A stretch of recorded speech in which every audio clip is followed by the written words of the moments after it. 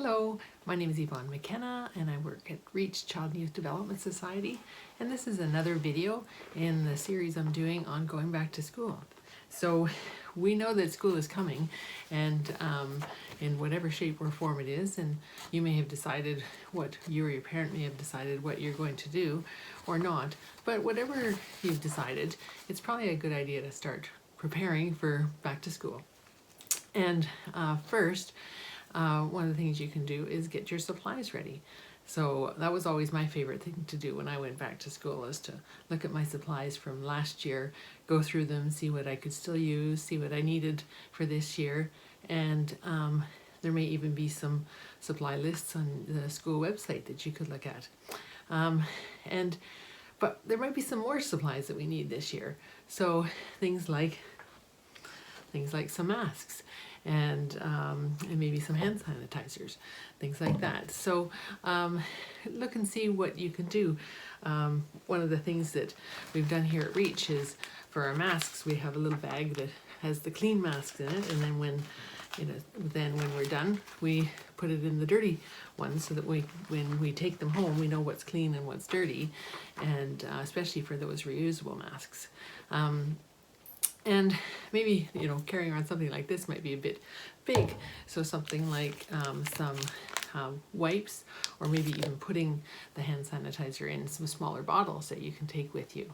So try to figure out what's going to work for you. I know with masks, sometimes they're kind of uncomfortable to wear and they're kind of scratchy. So it's a good idea to get used to them and find ones that work for you. I know I like these fabric masks a little bit better. They're a little bit softer on your face. But it does take a little while to get used to breathing through them. So I'd say practice that. Practice at home or practice going out in the community. That's really important. And hand sanitizer, there's certainly a lot of types out there. So find one that you like, that's not too smelly or doesn't kind of feel strange. And then that will be a lot easier for you to use as well. Second, if you're worried about what school might look like, it might be an idea to make a couple of lists and think about what you know and what you don't know. Number one, we know school is coming. Number two, I'm going, or maybe I don't know if I'm going. Maybe my parents haven't decided yet, depending on my circumstances. I'll see some people I know, either at school or maybe online. I'm not sure what supplies I need, so I have to find out. So on this list, you could be thinking about, maybe I haven't talked to my friends for a while. Maybe I could give them a call or something and see what they're planning and what they're thinking as well. Then once you kind of get some of that out of the way, it might be an idea to think about, where you're going to study at home. Whether you go to school or whether you are at home, you probably need some place to study. So setting up your place that suits you is the best for your learning. Some kids find they do best when they're in the same area as the family. Sometimes they need more privacy or quiet. And sometimes it's just having a little shoebox of things that you can take from place to place with your pens and rulers and markers and things. The fourth thing is to kind of think about how you learn, and parents can help kids with this. So asking yourself some questions about how do you best learn, and how would that help you to know how to do the best you can this year in school. So here's some questions.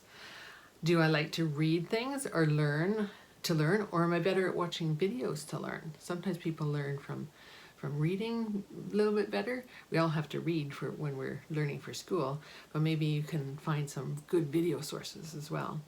Do I like to try to figure things out for myself, or do I like step-by-step instructions? Some people really like problem solving, and some people like to know exactly what they need to do. Do I like someone right by me when I'm doing my work, or do I need some time and space first, and I will ask when I need help? And asking for help is really important. Do I like to work for short spurts of time with breaks, or would I rather just get it all done and get it out of the way so I can get on to other things?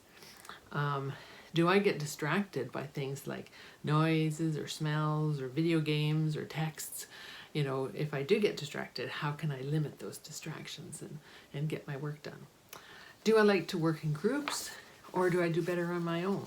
We usually have to do a little bit of both in school, but it might be an idea to think about how you could do well in both situations. But what do I like better? Maybe what time of day do I work best?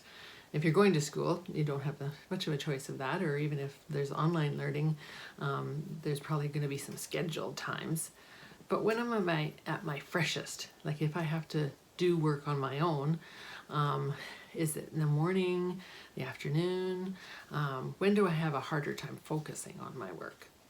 So with answers to these questions, you can figure out how to set up that time and place and routine for your schoolwork. And if you think of your work like your job, your schoolwork like your job, and that you really want to do well so you can be proud of yourself, you can make a plan ahead of time that will help you do this. And I know you'll do fine doing that. Another tip that I have is go to the school. What? It's not open yet. Of course not, right? School isn't open until, I think, September 10th. But of course you won't be able to go in. But even going to the parking lot or the playground, or just walking around the grounds of the school, or even just driving by a couple of times will help you feel a little bit more familiar with the area and the building, and just kind of, it actually will kind of hopefully lessen those worries. It may make you a little bit more worried, but at least you'll have those visions like, oh, okay, they have a new swing set this year, or oh, they haven't mowed yet. So, but being more familiar will really help you. Do this even if you're not sure going back, you're going back. And also next thing is remember some of the good times that you had at school, and think about some of the good times that are coming up in school.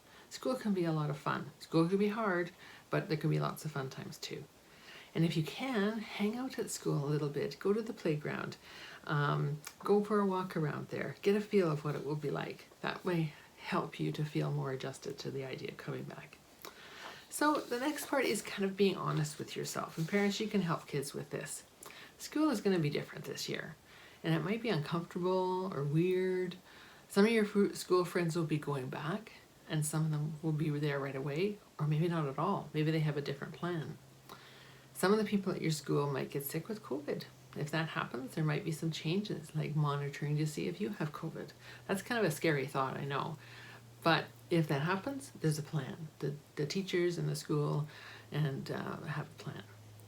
Some of the people at some of the situations might change.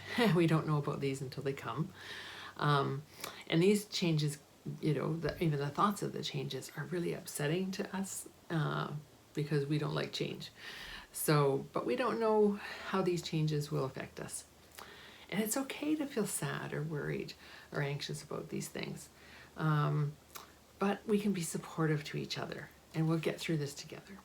So the last thing is to be flexible. You know how kind of like when you like a tree that bends in the wind, we can almost be certain that there's going to be some more changes coming, and that things won't go back to the old normal for a long time. And it can be hard to go with the flow when things seem to be getting worse. But we can remind ourselves that how much we've adjusted over the past few months. It's been really hard, but you did it. And you've changed, and you've done lots of new things, and we can do it again. That's what people are really good at, is adjusting to change. So think about other times when you've had to adjust to circumstances or change. Ask yourself how you did that, and who helped you. What did you learn about yourself? How did you help others during this time? And then lastly, just take a deep breath. Phew, that was a lot of tips and tricks and strategies to go through. And if you need to watch this again, go ahead. But make sure that you take time to breathe and relax and have some fun too. And actually, the next video is on happiness. So I'll see you then.